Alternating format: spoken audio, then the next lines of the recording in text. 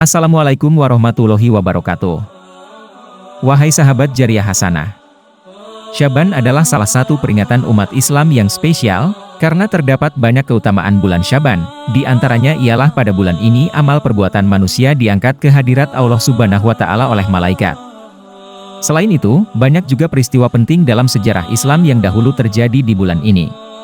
Sebagai umat Islam, tentu kita wajib tahu mengenai berbagai bulan dalam penanggalan Hijriah, termasuk tentang Syaban. Untuk lebih mengenal tentang Syaban, berikut ini adalah penjelasan lengkapnya. Pengertian dan sejarah bulan Syaban. 1 bulan sebelum Syaban, adalah bulan Rajab yang menjadi salah satu bulan haram dalam Islam.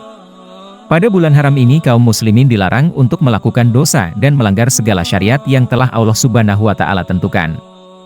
Setiap dosa yang dilakukan di bulan haram akan mendapat ganjaran yang lebih besar dibandingkan bulan yang lain.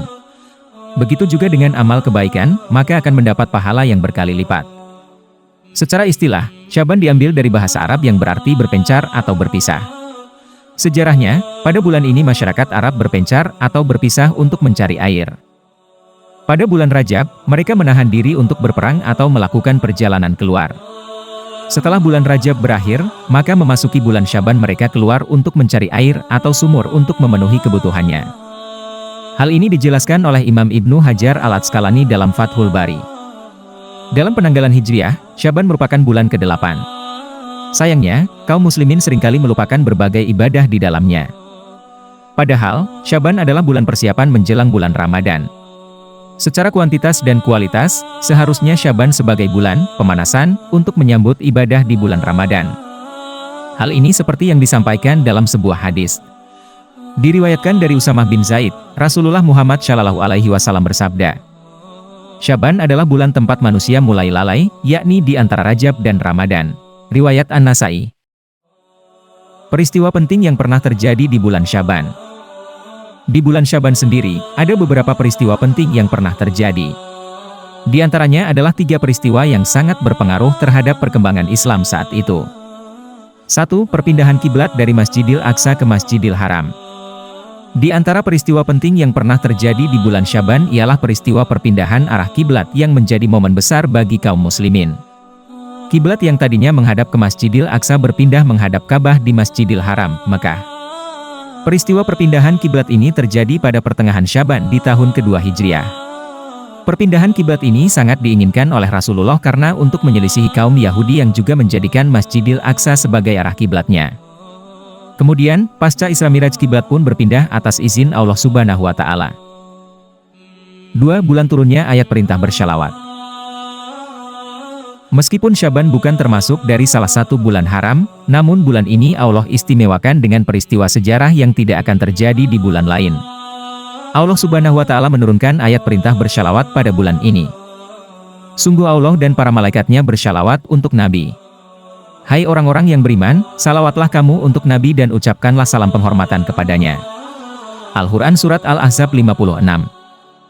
Untuk itu, sebagai kaum muslimin jangan sampai kita terlewat untuk banyak bersyalawat di bulan Syaban. Tentunya, bukan saja di bulan ini, namun momentum Syaban bisa menjadi waktu untuk kita membiasakan diri. Keutamaan bulan Syaban tahun ini seharusnya semakin membuat kita giat beribadah dan berbagi. Keutamaan di bulan Syaban. Dahulu Rasulullah SAW memperbanyak puasa di bulan Syaban. Di antara dalil yang menunjukkan bahwa Nabi sering berpuasa di bulan Syaban ialah hadis dari Aisyah radhiyallahu anha. Terkadang Nabi SAW puasa beberapa hari sampai kami katakan, beliau tidak pernah tidak puasa, dan terkadang beliau tidak puasa terus, hingga kami katakan, beliau tidak melakukan puasa, dan saya tidak pernah melihat Nabi SAW berpuasa sebulan penuh kecuali di bulan Ramadan. Saya juga tidak melihat beliau berpuasa yang lebih sering ketika di bulan Syaban. Hadis riwayat Bukhari dan Muslim. Di antara puasa yang biasa dilakukan oleh Rasulullah SAW adalah 1. Puasa Daud, yaitu puasa yang dilakukan secara selang-seling, sehari puasa dan sehari tidak berpuasa. 2. Puasa Senin dan Kamis, yaitu puasa yang dilakukan pada hari Senin dan Kamis. 3. Puasa Ayyamul Bid, yaitu puasa yang dilakukan 3 hari pada pertengahan bulan hari ke-13, 14, dan 15. Tentunya, kita juga bisa mencontoh Rasulullah SAW dengan memperbanyak puasa di bulan Syaban ini. Apalagi, setelah Syaban kita juga akan menghadapi puasa di bulan Ramadan. Jika sudah terbiasa, tentu tidak akan berat untuk menjalankannya secara penuh di bulan selanjutnya. Keutamaan selanjutnya dari bulan Syaban ialah, diangkatnya amal perbuatan di dunia.